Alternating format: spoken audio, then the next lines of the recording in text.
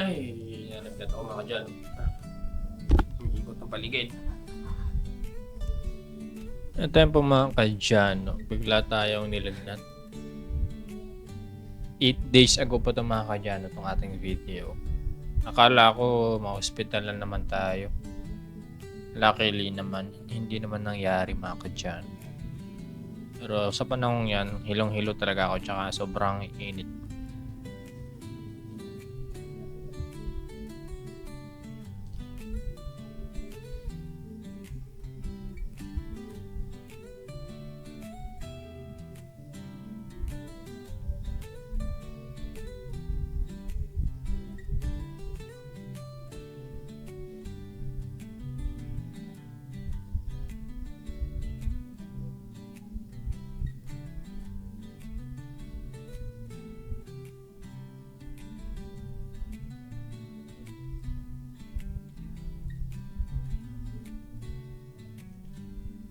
Hindi na kaya.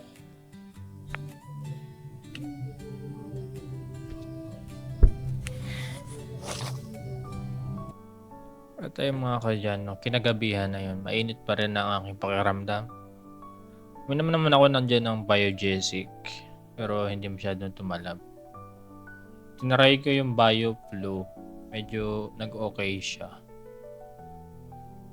Medyo nawala yung init ng katawan. Panahon kasi niya napakadaming lamok, baka nasa isip ko niyan, baka na-dengue na ako eh. Yan, nagkako lang ako ng panyo sa ulo para mawala yung init. Effective naman siya mga kadyano, nawawala siya. Ito yung mga kadyano, sa tuwing nilalagnat ako, naalala ko yung mga panahong na-dengue ako. Noong unang na-dengue ako, noong 2017 pa, nung high school pa ako, nasa Pasig pa ako, nasa Children's Hospital ako noon eh. Yan yung pinakamalalang lagnat ko or dengue ko. Na-confine ako ng 1 linggo. Yeah, sobrang payat ko nun. Yung pangalawa ng mga kadyano is yung nandito na ako noong 2024, nilagnat ako ng bandang October. Ayun, na dengue naman. 3 days lang naman ako sa hospital pero tinagal nung lagnat ko is nasa 1 linggo din. Alas 10 pa rin pala. Ano ba yan? Parang tagal na oras.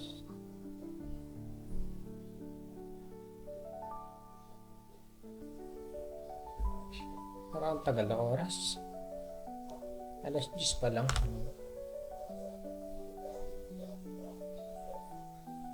Madami pa ang oras matutorture.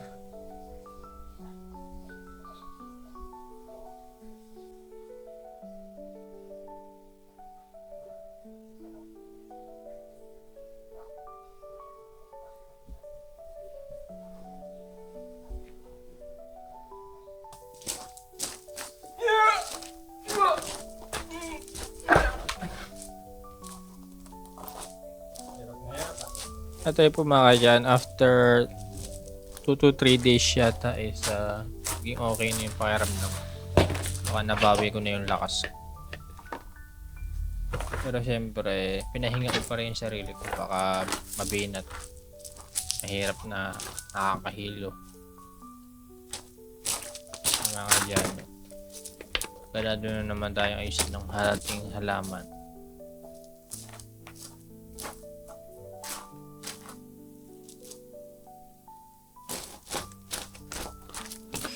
At ayun po mga kadyano, at dahil nga natingga tayo ng mga ilang araw, sobrang baho na ng ating sala. Ayan, tsaka wala naman ako maasahan dito sa bahay ko. Ako lang din. Ayoko na mag-utos, ayoko na magkasama kami ng loob ni Crystal. Pero ganun siguro talaga nagpapalaki ng mga bata, pero matanda na si Crystal eh. At alam niya na yun. Yun yung mga kadyano, medyo madumi yung ating sofa. Siguro bibili tayo ng kwan dyan. Hindi ko alam kung anong palilinis ko dyan. Lalagyan ko na lang ng cover mga kadyano.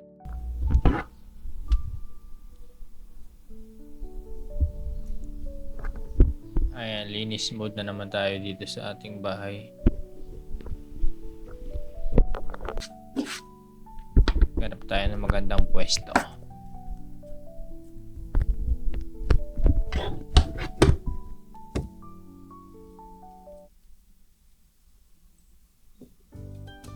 Mga kadyan, after kung mabacuum pala yung ating sopa, kasi yung mga dumi-dumi din dyan. And medyo napabayaan ko na rin. Ilalagay natin ng cover para matakpan yung pangit ng tingnan, ang dungis ng tingnan natin sopa eh. Yan, magiging bago ulit yan mga kadyan. Lagyan natin ng sofa cover. Yung footstool naman is nilabang ko pa kasi madumi pa eh. Maya ilalagay ko rin yun. Then mga kadyan, naglampaso tayo yun after natin makapag-vacuum. Pero yung vacuum natin kulang pa, so kailangan ko bumili ng walis talaga. Napaso tayo dyan para yung mga dumi-dumi ng mingming natin isa mawala. Kaya yung mga singit-singit yung mga favorite ng pusa eh. Tsaka ang hirap linisin pagka sa mga sulok-sulok. Para ang trip ng mga mingming. Ang batot tuloy ng ating bahay. Pero anyway, okay lang yan. Konting linis lang yan sa mawala yan amoy agad.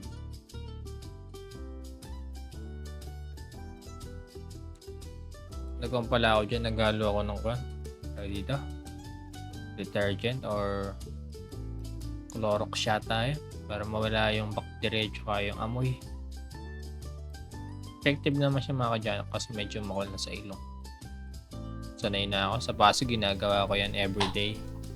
Ngayon lang hindi. Since bahay ko naman okay lang kahit mabantot. Joke lang. Pero di pa naman okay yun. So okay pa rin na sakto lang. Di ba mga kadyan, ang ganda ng ating sofa. Pambago pero inside madungis. Ayan. Kailangan ko siguro ng wet and dry vacuum dyan. Ayoko naman basain ng todo. Baka masira yung loob. At ayun, nag-vacuum ulit ako kasi yung mga sulok-sulok hindi ko na-vacuum. Hindi ba mga kadyan? Ganda ng tingnan pagka malinis.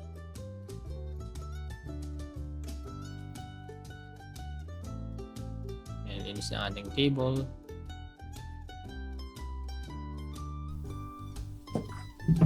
Ibalik ang mga gamit. Mga abubot is itabi. Ayun, this time naman, dito naman tayo sa taas mag-vacuum kasi wala nang nilagnat ako. Ilang days din ako nagpahinga. Nasobrahan yata ako sa pahinga mga kadyano eh. Pero anyway, okay na yun. Nabawi ko yung lakas ko tsaka yung isip ko medyo drain na talaga ako. Feel empty ganun mga kadyano. Kahit grateful naman tayo pero nakakaramdam pa rin tayo ng pangihina. Yan mga kadyano, gabi na naman. At muulan, medyo malamig ngayon. Masarap matulog. Sama kay Ming. Ayan. Hi Meng. Ano yan? So cute. Gutom muli ako. Kain ako. May kumakanta kasi.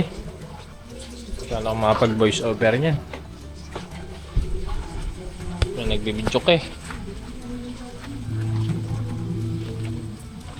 Kain muna tayo ulit. Nagutom ako. Ano. Ang dilim. Kasi nga, hindi nakabukas yung ilaw. Music na na.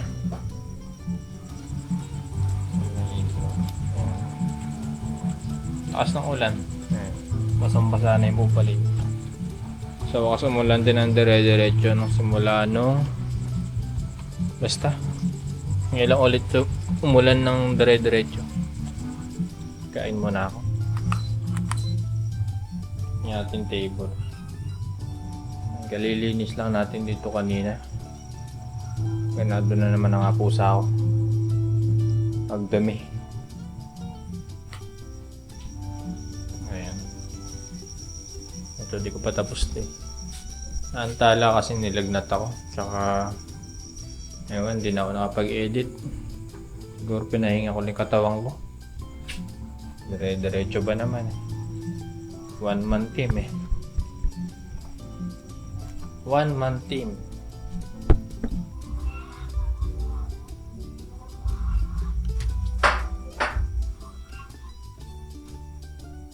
Mula noon.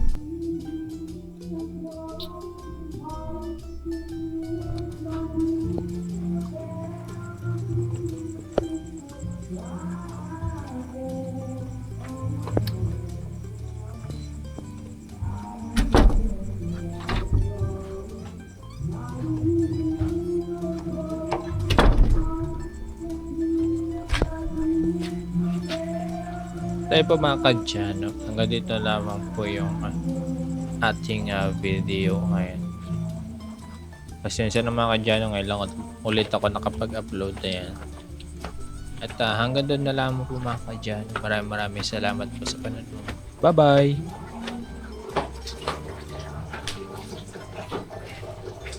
Malamig ang panahon.